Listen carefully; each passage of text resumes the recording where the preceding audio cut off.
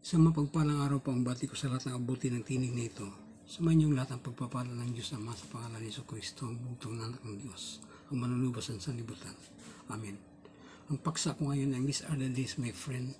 Israel Kingdom Separation of Government, part of 419 BC. Bago ang lahat ito, dito ako sa ang huling topic sa series ng These Are the Days, my friend ay kay Ibsam mula kay Jair Jephty Ibsam.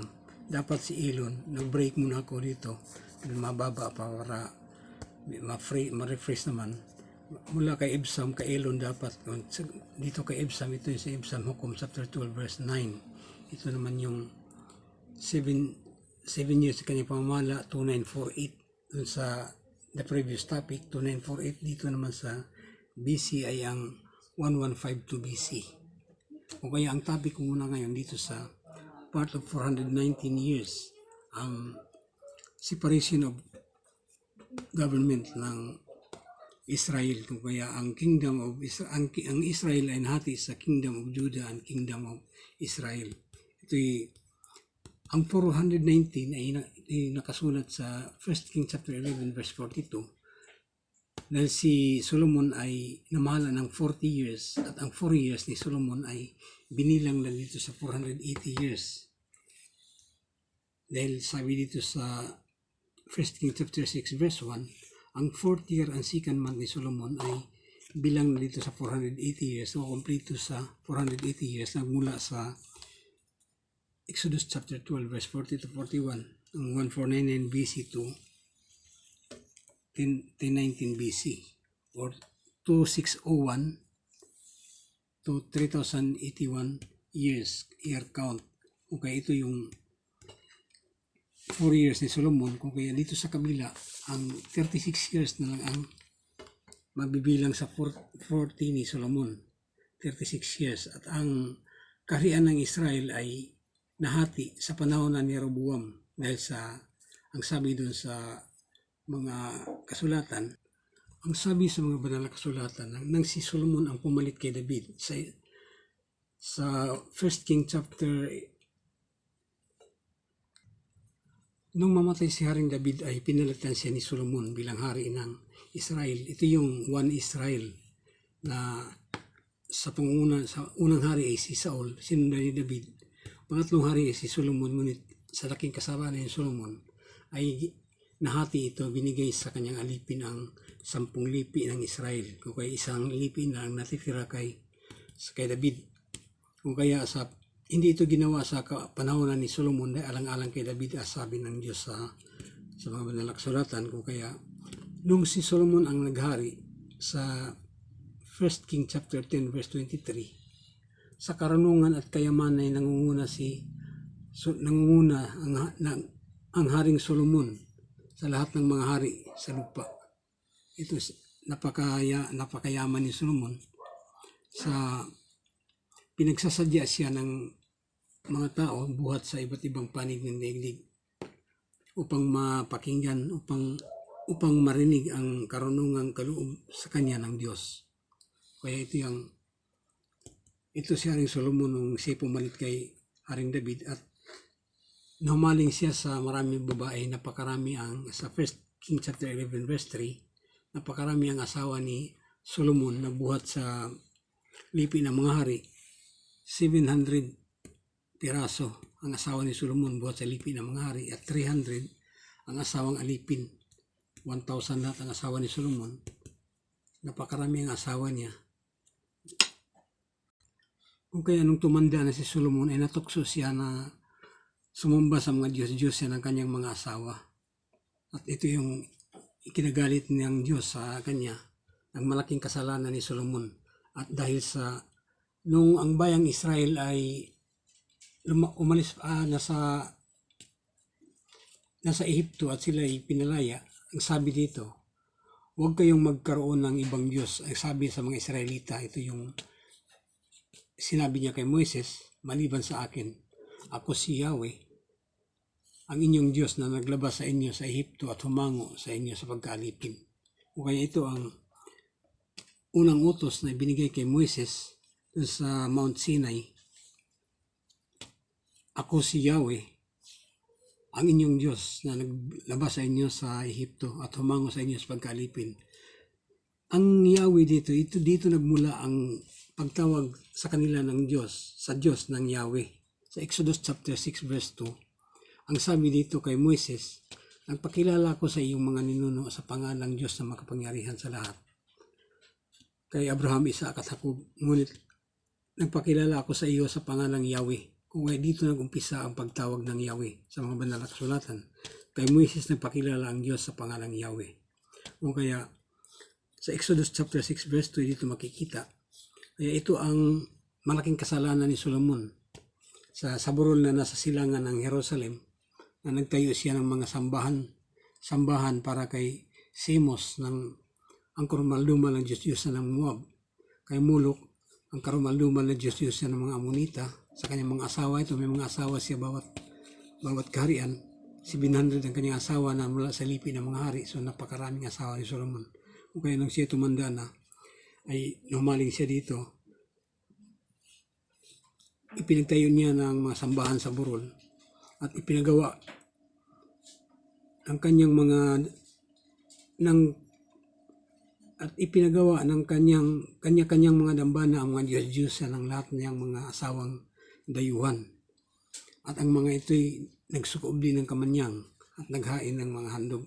Ito ang ikinagalit ng Diyos kay Solomon. Kung kaya ang sabi doon sa 1 King chapter 11 verse 1, kaya nga sinabi nito sa kanya, dahil sa hindi mo paggalang sa aking tipan. Ito yung tipan niya dito sa huwag kayong magkaroon ng ibang Diyos maliban sa akin. Kaya ito dahil sa hindi mo paggalang sa aking tipan at hindi mo pagsunod sa aking mga tagubilin, alisin ko sa iyo ang kaharian at ibibigay ko sa isang alipin. Ito isang alipin, ito si Roboam na alipin ni Solomon. Buhat sa Jerusalem, anak ni Nabat na Efrateo. Ngunit alang-alang kay David na iyong ama, hindi ko gagawin ito sa panahon mo, kundi sa panahon ng iyong anak. Isang lipi lang ang ititira ko sa iyo. Ito ang sabi kay Ahiyas sa 1 King chapter 11 verse 13, isang lipi lamang ang ititira ko sa kanya, alang-alang kay David na aking lingkod at alang-alang sa Jerusalem, ang lungsod na aking hinirang. Kung kaya ito ang parusa sa bansang Israel dahil kay Solomon sa kanyang pagkakasala, dahil hindi siya sumunod kay David. Hinati ang kaharian ng Israel, isang kaharian sa Huda at isang kaharian sa Samaria. At ang naghari dito sa Huda ay pagkatapos si Solomon, pagkamatay ni Solomon, ay si Roboam na kanyang anak. At sa kabila naman, naghari naman si Jeroboam na anak ng Efratiyong si Nabat. Ang bilang ng mga taon ng umpisang maghari si Roboam ay 983 BC. Dahil dito sa 1019 BC, ito'y part ng 419 years, yung 1019 hanggang 600 BC. Ito yung part ng 419 years. O kaya ang 40 years ni Solomon ay nabawasan ng apat na taon dun sa 480 years. Kung kaya ang natira dito 36 years na lang. At pagkatapos ni Solomon, ang namahala ito ay si Roboam, anak ni Solomon. Kung kaya dito naman, ang 1019 minus 36 is 983 BC. Kung kaya ang mga bilang dito ang nagbabase sa kaharian ng Huda. Ay dahil sa kaharian ng Israel, meron silang mga bilang, ngunit hindi ito magkatugma sa bilang dito sa kaharian ng Huda. At sa kaharian ng Huda ito ay meron silang mga bilang na ito ay may generation sequence, direct generation sequence, maliban dito kay Atalia na anak ni Akab dito sa kabilang kaharian na naging asawa ni Joram. Ito naman si Atalia ay kapatid ni Joram na hari din ng Israel at Okosyas na hari din na anak ni Akab na hari din ng Israel. Kung kaya napangasawa si Atalia ni Joram na anak ni Josaphat sa Huda, kung kaya ang kanilang anak si Okosyas ay pinatay ito ni Haring Jeho kasama si Joram ng Israel. Pinatay ni Haring Jeho. Kung kaya ang topic ngayon ay ang paghiwalay ng pamahalaan. Ang Kingdom of Judah at Kingdom of Israel, dalawa, si Roboam sa Judah, si Jeroboam naman dun sa Samaria o Jerusalem. Ito yung bilang ng mga taon, 983 BC, dahil si Roboam at saka si Jeroboam ay magkasabay ng naghari ng 983 BC. Ang bilang ay kay Roboam. Si Roboam ay naghari ng 17 years sa Huda. At 22 years naman si Jeroboam sa Israel na kanyang paghari. At ang sabi dito sa 1 King chapter 15 verse 1, nung mamatay si Roboam, pang-18 na taon ni Jeroboam,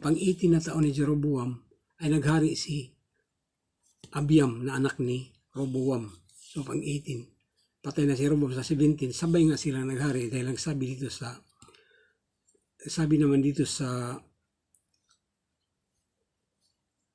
1 King chapter 15 verse 9, tatlong taong naghari si Abiam. So from 17 to 20, si Abiam, namatay si Roboam ng 17 years ang kanyang pamamahala.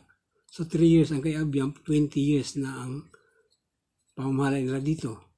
At 22 years si Jeroboam sa Israel. Kung kaya dito sa 1 King chapter 15 verse 9, sa pagkamatay ni Abiam, nung naghari dito si Asa naman naghari, ito naman ay pang 20 years ni Jeroboam. At pagkamatay ni Jeroboam sa edad na 20, sa pamahala niyang 22 years, ito na may 2 years na si Asa dito naghari. O kaya sa 22 years, yung 70 ni Roboam, 3 years ni Abiam, so 20 lang.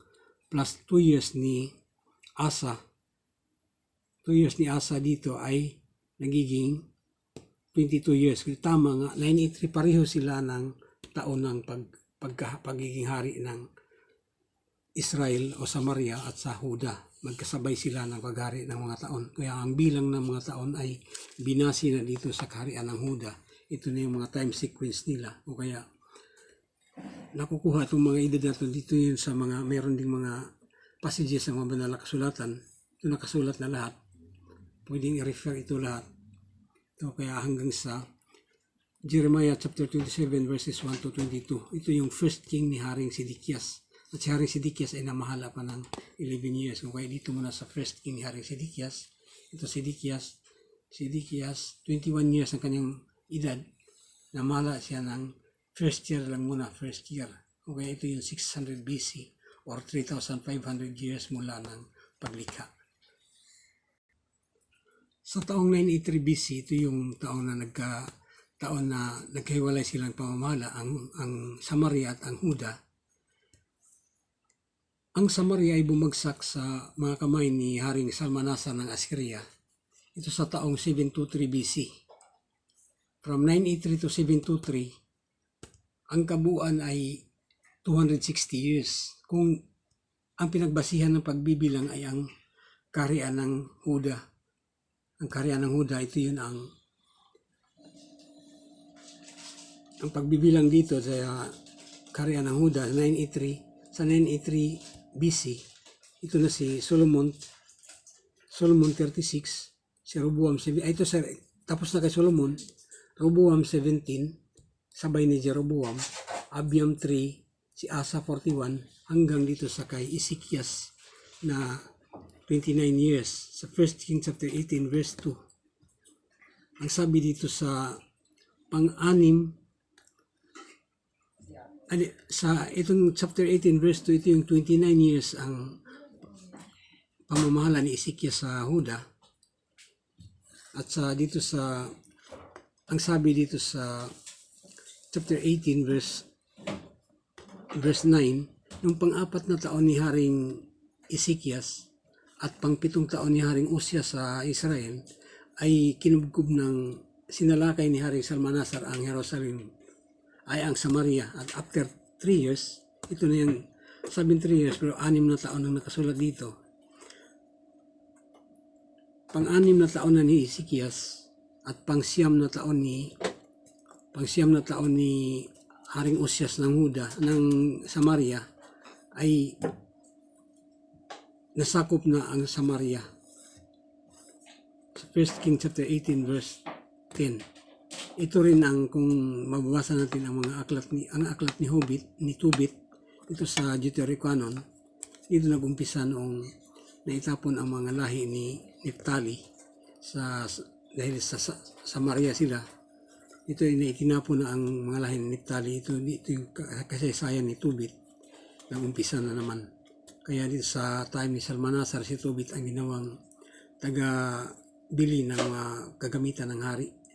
Pamuntang Media, doon siya namimili. Kung kaya dito nag-umpisa ang aklat ni Tobit sa 723 BC.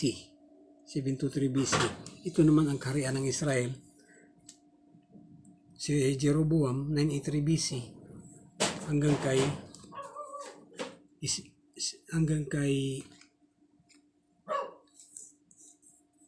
ang bilang natin ay sa Huda ang bilang, dahil pag sa Huda ito yung total lahat from 983 to 723 to 60 years ang lumalabas. Kaya ito yun ang from 983 to 723, ito yun ang pang 60 year ni Haring Ezekias.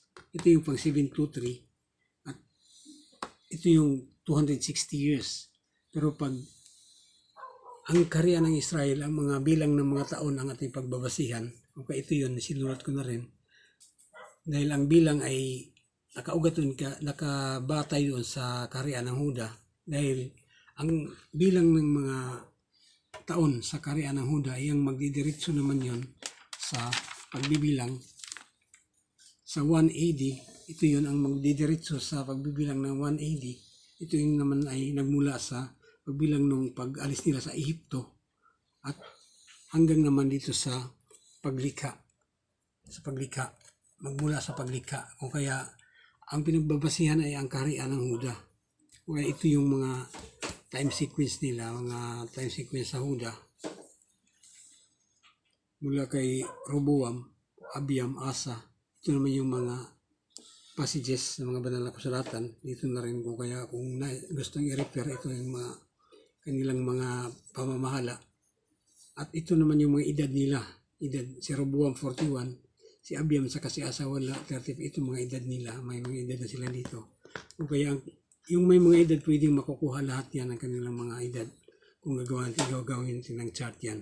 Kaya nagtutotal ito ng 419 years mula ng 983 BC to 1019 BC. 1019 kasama pa sa ang 419 kasama pa sa bilang ang kay Solomon, ngunit sa bilang ng mga hari, yung paghiwalay ng pamahalaan, dito na nag-umpisa sa kay Roboam sa 983 BC.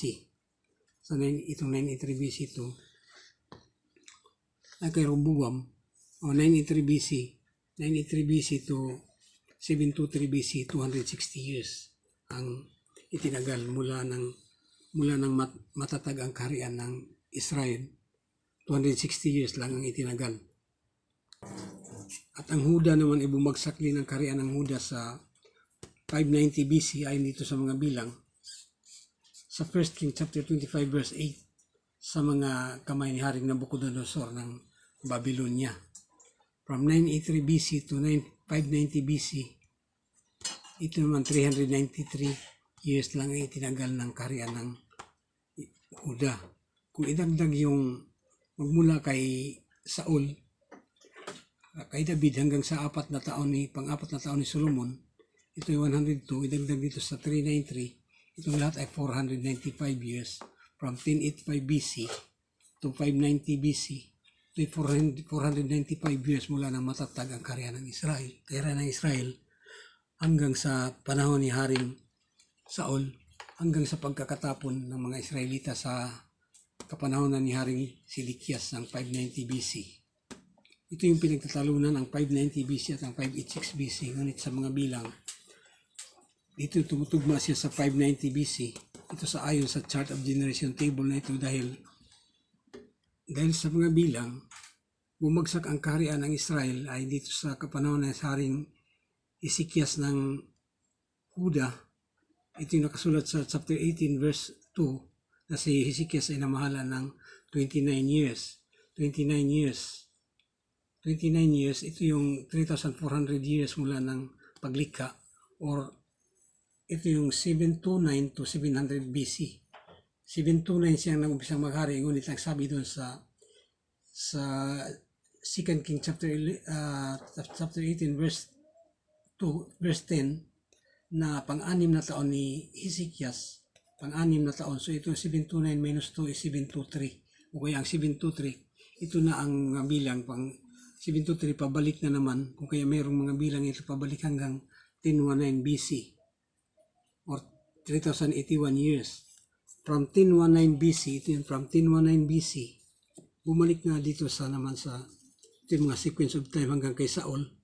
1085, ito yung 1085, ito yung kay 40 year and second month ni Solomon, ang 40 years ni David, ang 22 years ni Saul, 20 years ni Samuel, hanggang dito sa pagbalik na naman nung sila'y umalis sa Ehipto ng 1499 BC. 80 years old si Moises. Kaya ang lahat ng mga bilang ay from 1499 BC or 2,601 years mula ng paglikha. Ito na naman ang mga bilang makikita naman sa magitan ng may chart of generation table. Mula ng paglikha kay Father Adam, o kaya lahat ng kanilang mga araw ay given sa mga banal na kasulatan. Genesis chapter 5 verse 3 to 32. Ito yung lahat ng mga given. O kaya direct generation sequence mula kay Father Adam to Jacob. Ito ay direct generation sequence, 22 generations. At ito naman ay direct time sequence from Father Adam to Jacob's 147th year sa kanyang kamatayan, pang 22 generations. Ito ay tumutugma sa 2,256 years sa 147 ni Jacob. O kaya lahat ng kanilang mga araw mula sa umpisa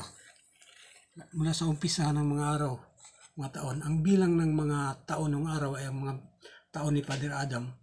Nung 130 si Father Adam ay sinilang si Father Seth. Sa 235 sinilang si Father Enos. 325 sinilang si Father Kenan. Lahat ng mga bilang hanggang 930 ni Father Adam ng kanyang kamatayan ay ito yung bilang ng mga taon. Ang kasunod ay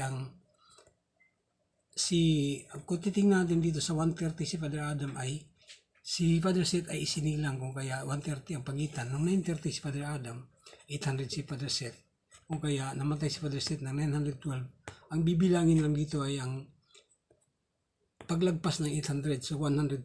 Ito yung idadagdag sa 930, kaya merong 1042. Okay, ito na mga time sequence na ng mga bilang ng mga taon. Ito mga time sequence 112, dito 98, 95, 55, 132, 84, 150. Ito yung hanggang sa pagbaha sa daigdig. Nung 600 years si Father Noah, 600 years si Father Noah, this time 969 naman si Father Methuselah sa taong 1656 years mula ng paglikha. At ang rest of days of Father Noah mula 600 years si Father Noah hanggang 950. Ito na yung 350 years. Ito naman sa taong 2006 years. At nung 950 si Father Noah, ang bilang ng mga taon, ang 950, ito naman yun ang ito yung 2006 years. 950 si Father Noah, namatay si Father Noah ng 950. Father Noah namatay sa 950. At nung 950 si Father Noah, ito naman ang si Abraham noon ay 57. At 458 si Father Sem. Kung kaya si Father Sem ay namatay sa 600 years. Kung kaya 600 minus 458, ito yung 142 time sequence na bibilangin. From 600 ni Father Sem, ito naman ang edad ni Iber, dahil patay na si Arphaxad at si Sila. Si Iber ay 424, 99 si Isaac, 39 si Jacob, at sila lahat dito si Pilig.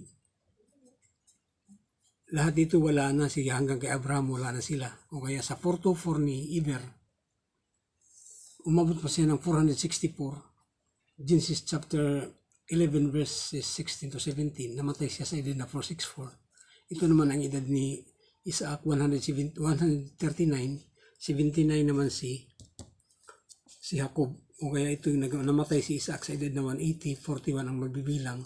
180 to 120 noon si Jacob dahil sa Genesis chapter 25 verse 26 na 60 years old si Isaac nang ipanak si Esau at saka si Jacob. O kaya from 120 to 147, ito yung 27. From 147, wala na rito. Ito naman ang given ay si Joseph ay 93. Katumbas ng 147. 93 to 110, ito yung 17. Kung kami nabibilang 17. Ang 93 wala na rin dito. From 19 wala na rin dito. Ang 110 ni Joseph ay katumbas dito sa 115 ni Levi. Ang kasunod na given na si Levi, namatay sa edad na 137, kung kaya 115 to 137, ito yung 22 years. From 137, ang given na naman dito ay ang kamatayan ni Kohat, kamatayan ni Amram, at yung 80 years old ni Moises, kung kaya nakuha itong mga sequences 119, 124 at 63, ito yung bumubuo na 2,600 years mula ng paglikha. Mula ng paglikha kay Father Adam hanggang kay Jacob sa kanyang kamatayan 147, 2256 years, at itinuloy ko pa hanggang sa pag-alis nila sa Ehipto ng 2601 years. At ang 2601 years katumbas ng 1499 BC, kinuha ko naman BC, ito na siya 1499 to 2601, ito naman hanggang sa 3081 or 1019 BC. Binalik ko na lang. Ito naman ang 1019 BC hanggang dito sa 983 BC. At bumagsak ang ang Israel dito sa panahon ni Haring Ezekias ng 723 BC ni Ezekias. 723 BC si Ezekias dito ay ang pang 26 years ni Ezekias. O kaya ito na hanggang dito bumagsak na ang Samaria. At pagdating ito sa 600, ito yung 600 BC, ito yung first year King Sedekias. At tumakbo pa ng 10 years bago bumagsak ang Jerusalem sa mga kamay ni Haring Nabucodonosor. Hanggang dito na lang muna, tinatapos ko na ang bahaging ito. Ipinamamanhi ko rin basahin ng mga banal na kasulatan ang Malakias chapter 3 verses 88 to 12. Tumatalakay ito sa ikapo. Ang Juan chapter 14 verse 6, ito ang sabi doon na ako ang daan, ang katotohanan at ang buhay. Walang makakarating sa Ama kundi sa pamagitan, sa kinaroonan ng Ama kundi sa pamagitan ko. O kaya ito ang sa Juan chapter 14 verse 6. Sa Gawa chapter 9 verse 5, ang Espiritu Santo ay nagpakilala na siya si Jesus. Sa Isaiah chapter 9 verse 6 na kung kaya nga't ang Panginoon na rin ang verse 7 to 14, chapter 7 verse 14, ang Panginoon na rin ang magbibigay ng palatandaan, manganak ang isang babae ng lalaki at ito'y tatawaging Emmanuel, ang ibig sabihin ay mananahan ang Diyos ng kapiling sa kanyang mga nilikha. At ang sa Isaiah chapter 9 verse 6, ito naman ay ang ipanganak ang isang sanggol na lalaki at ito ang mamamahala sa atin. Siya ang kahanghangang tagapayo, ang makapangyarihang Diyos, ang walang hanggang Ama, at siya ang prinsipe ng kapayapaan. Sumanyong lahat ng pagpapala ng Diyos Ama sa pangalan ni Jesus, ang bugtong ng anak ng Diyos, umanong sa libutan. Amen.